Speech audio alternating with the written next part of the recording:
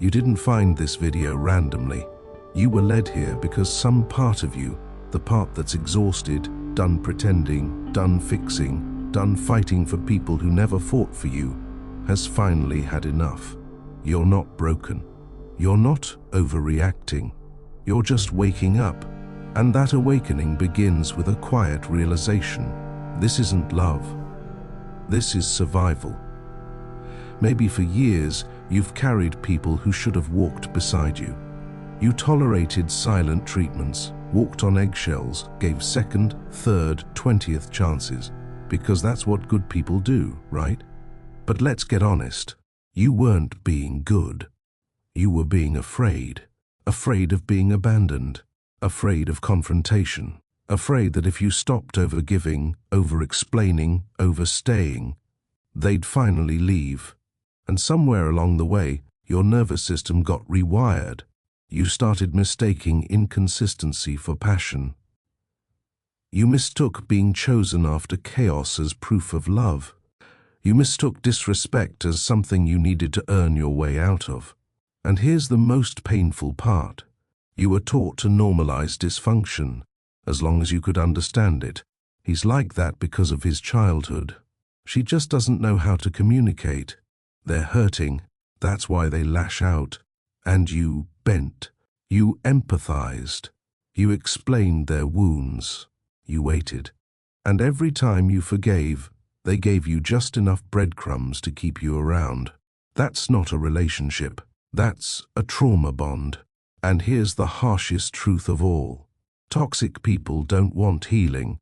They want control. They want your softness, but not your standards. They want your loyalty, but not your boundaries.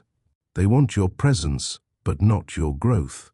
Because the moment you grow, you become harder to manipulate. Let's pause here. If this is hitting somewhere deep, if you're seeing yourself in this, then you're not alone. And you're not crazy. You're just finally ready to see the truth you've always known. The kind of truth that no one teaches you. That not everyone deserves a second chance. That love isn't pain with lipstick on. That healing isn't rescuing others. It's rescuing yourself from who you become around them. And if this content is making sense to you, then click the subscribe button and subscribe to the channel. Thank you for your support. There's a pattern almost no one talks about. Toxic people don't start toxic. They start charming, magnetic, attentive, all in. They mirror your energy so perfectly in the beginning, it feels like fate. You text, they respond instantly. You open up, they say, I've never felt this way before. And just when your nervous system starts to relax, when you begin to feel safe, they start to pull back. Slow replies, dismissive comments, subtle criticisms wrapped in sarcasm. At first, it's confusing. You wonder if you did something wrong. You replay conversations in your head. You try harder, texting more, compromising more, lowering your needs just to get back what you had. But what you don't realize is this. You've just been hooked into the idealized devalue discard cycle. And the more emotionally intelligent you are, the deeper the hook. Because you'll rationalize their behavior. You'll understand their patterns. You'll even defend them to yourself and others. That's what makes toxic relationships so dangerous for people who feel deeply. Because the same heart that loves to heal also overfunctions in pain. Let's break it down. The silent signs of emotional manipulation, inconsistency. As a weapon, they show love and affection, then disappear. Just long enough to make you chase. Shifting blame, you bring up something that hurts you, and suddenly you're the problem. You're too sensitive. You always make things about you. Triangulation. They subtly mention others who want them. Exes who still call.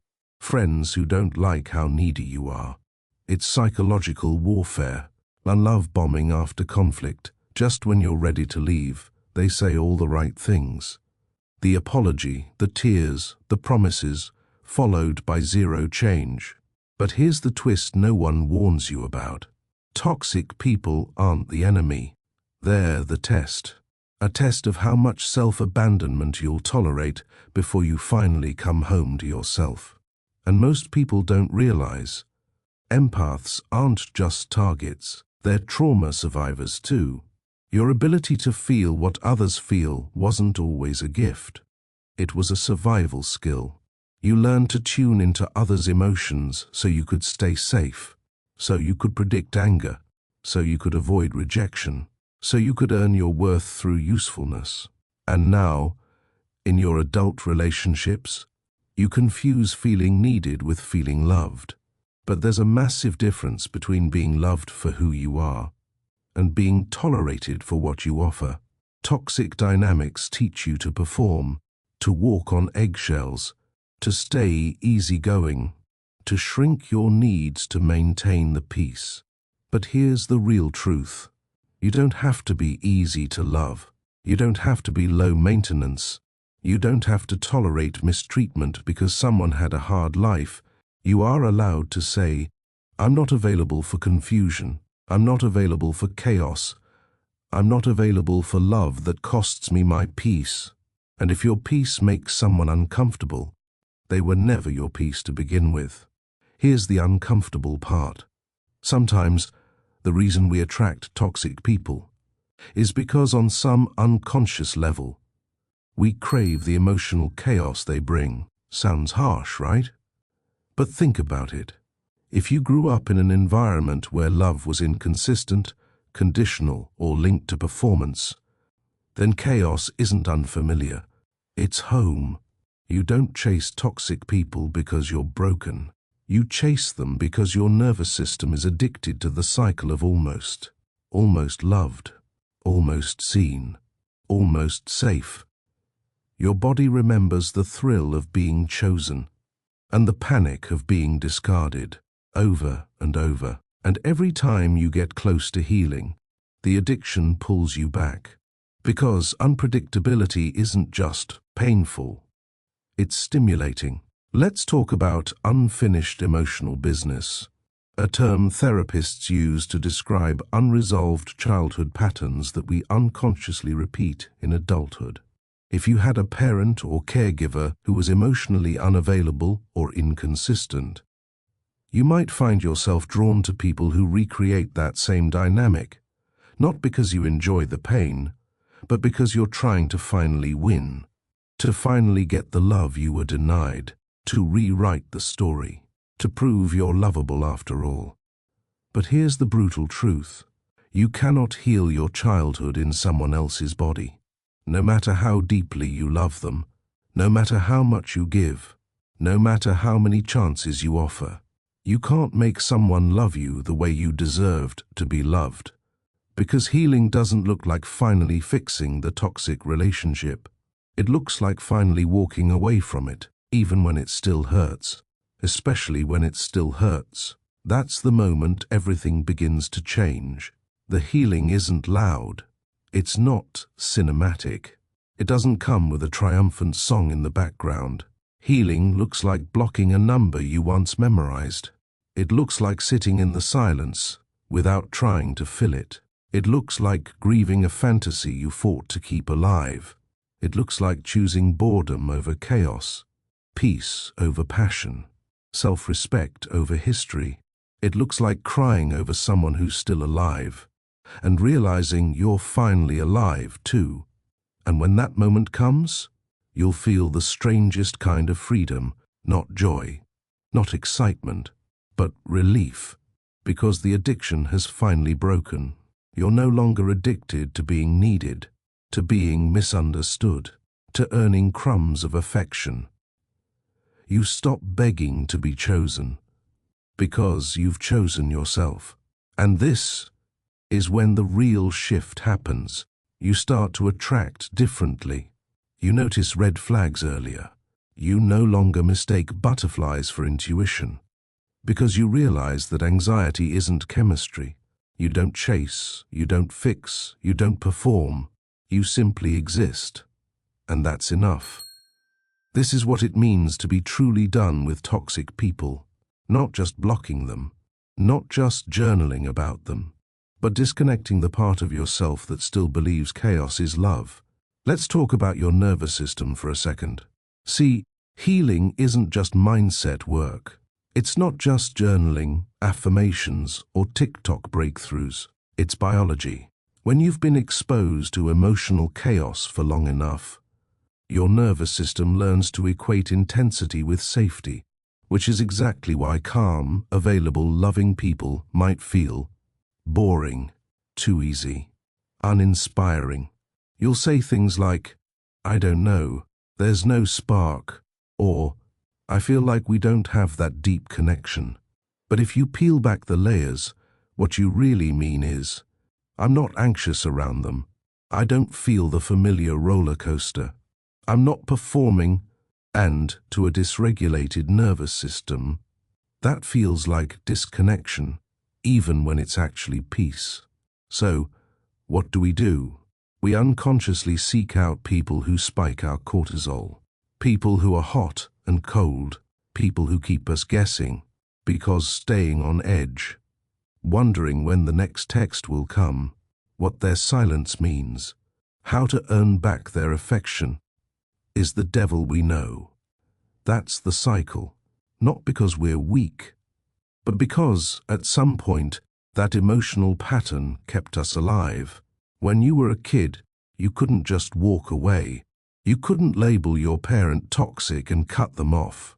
You had to survive in the environment you were given. So, you adapted.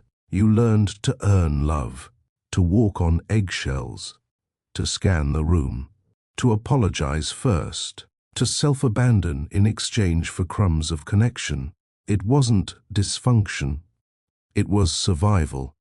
But now, that same survival strategy is killing your peace. It's making you confuse emotional whiplash with romance, making you crave what hurts you and mistrust what heals you. Here's the thing no one talks about. Healing doesn't feel good at first. It feels unfamiliar, unnatural, uncomfortable, because calm will trigger the part of you that only ever knew love as anxiety, the part that's waiting for the other shoe to drop, the part that thinks, if they're being this nice, they must want something. You'll want to sabotage it. You'll want to pull away. You'll pick fights. You'll test them, not out of malice but out of fear. Fear that love isn't real unless it hurts a little. But that's not love. That's your trauma, trying to stay in control. So here's what you do instead. You sit in the discomfort of being treated well. You let someone show up for you without chasing. You watch yourself resist stability and you breathe through it. You notice the urge to run and you don't. And slowly, the addiction to chaos breaks. You stop associating unpredictability with passion. You stop choosing people who need rescuing. You stop defining your worth through how much pain you can tolerate. Because you're no longer looking for intensity. You're looking for intimacy. The real kind. Quiet, consistent, boring at first kind. The kind that doesn't trigger your nervous system because it's not a threat. This is what healing looks like in real life. You lose interest in proving yourself. You get bored of the games.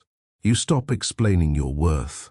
You realize you don't need to be dramatic, mysterious, or hard to love. You just need to be yourself and feel safe doing it. That's when the magic happens. You stop romanticizing pain. You stop rewriting old stories. You stop performing. Because you finally remembered. Love isn't earned. Love is received. So you finally cut them off. No more second chances.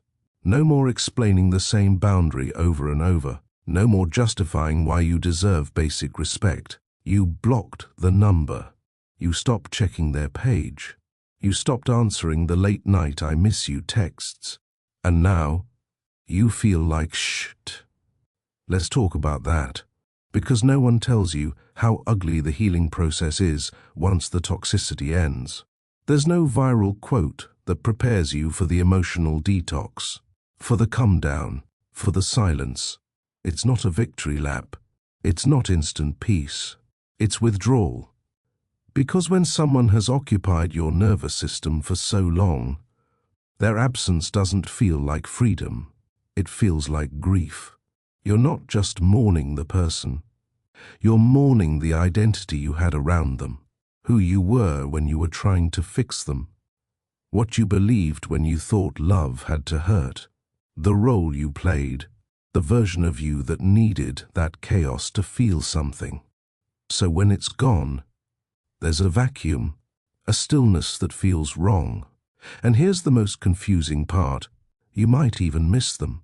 Not because they were good for you, but because they were familiar. You knew the rules of that dysfunction. You knew how to play small, to tiptoe, to chase. You knew how to survive there. But peace, stability, self-worth, that's new. And new doesn't feel good at first. It feels terrifying. Your brain screams, "Go back. At least you knew who you were there." But going back means forgetting everything you fought to remember. So let's reframe this. The emptiness you're feeling, it's not a sign you made the wrong choice. It's a sign you finally made the right one. You're not spiraling. You're shedding. You're detoxing from someone who kept you in emotional survival mode. Of course you feel unsteady. Of course you feel raw. You're rebuilding from the inside out. Not just who you date, but how you relate. You're learning to sit in the quiet without craving a text. You're learning to trust your own gut without second-guessing it. You're learning that peace isn't boring, it's sacred. And here's the beautiful part. That heaviness in your chest, that ache in your body, it's not pain, it's space. Space for the first real breath you've taken in years. Space to finally hear your own voice. Space to feel things that got buried under constant emotional triage. Because you're no longer living on high alert, no longer shaping your worth around someone else's inconsistency, no longer tethered to the roller coaster of almost love. And when you make it through this part, when you stop romanticizing the past, when you stop texting out of boredom or nostalgia, when you let yourself feel every part of the withdrawal without numbing or distracting, that's when real healing begins. Not the aesthetic kind, not the glow-up kind, the kind that feels like stillness, like self-trust, like finally coming home to yourself. And one day, you'll notice something simple, but massive. You wake up, and don't think about them. You don't check their page. You don't wonder what they'd say. You just live. That's not forgetting. That's freedom. There's a moment that happens quietly. No fireworks, no dramatic epiphany. Just calm. You meet someone new, and they don't confuse you. They don't pull away to make you chase. They don't breadcrumb you with just enough attention to keep you hooked. And at first, it's weird. You keep waiting for the drop, for the lie, for the gaslight. But it doesn't come. And slowly, your body unclenches. Your shoulders soften. You breathe deeper. Because you're no longer drawn to chaos. You're no longer mistaking anxiety for chemistry. You've outgrown the thrill of dysfunction. Here are 3 quiet signs that your healing is real. That you're finally, truly done with toxic love. 1. You're no longer turned on by confusion. You used to crave the highs and lows, the chase, the mystery, the not knowing. Now, it feels exhausting. You want clarity, consistency, communication. And when you don't get it, you walk away. Quickly. Because peace doesn't bore you anymore. It protects you. 2. You trust yourself. You don't need 10 friends to confirm a red flag. You don't override your gut just to keep the connection. You don't gaslight yourself into staying. You see things for what they are, not what you hope they'll become. And that clarity, it's the sharpest boundary of all. 3. You're not trying to fix anyone. You don't fall for potential. You don't play therapist. You don't mistake someone's pain for depth. You've learned that empathy without boundaries is self-destruction. That love isn't healing someone, it's growing with someone. So if you're in that phase where it still hurts, if you're detoxing from someone who lit up your nervous system but crushed your soul, just hold on. Because once the fog clears, you're not just left with scars, you're left with wisdom, discernment, a nervous system that only opens for safety. You'll walk into the next chapter of your life, not with walls, but with standards. Not cold, just clear. And eventually, you won't even remember who you were when you tolerated less, because you'll be too busy living like someone who finally knows they deserve more. You'll be magnetic, but only to people who respect your peace. You'll be powerful, but in that quiet, unshakable way that doesn't need to prove anything. And most of all, you'll look back on that toxic chapter, not with resentment, not with longing, but with gratitude. Because it broke you open. It showed you what love isn't. So you could finally recognize what love is. This video isn't your ending. It's your threshold. You're not broken. You're becoming. Welcome to the other side. If this resonated, take a moment to subscribe. Drop a comment below, not for the algorithm, but to mark this chapter in your journey.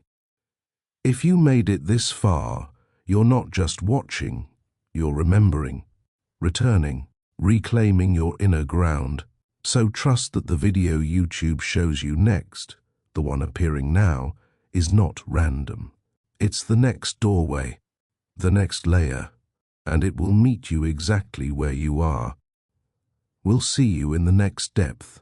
Depthoria continues.